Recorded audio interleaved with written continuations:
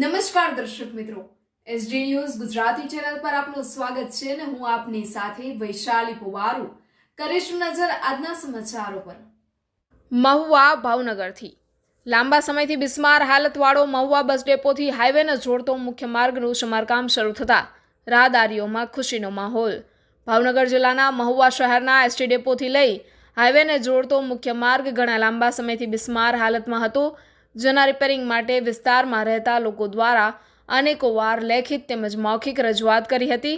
ત્યારે લોકોની સુખાકારીની સતત ભાળ રાખતા મહુવાના કર્મનિષ્ઠ ધારાસભ્ય શ્રી શિવાભાઈ ગોહિલના ધ્યાને આ પ્રશ્ન આવ્યો હતો, જેણે જવાબદારીપૂર્વક લઈ ધારાસભ્ય શ્રી શિવાભાઈ ગોહિલ દ્વારા ગાંધીનગર સુધી સંપર્ક કરી કામને વેગ આપવા ઘટતું કાર્ય પૂરું કરવા આરએનબી રાજ્યમાર્ગ મકાનના અધિકારીશ્રીને વહેલાસર કામ શરૂ કરવા હાકલ કરી હતી।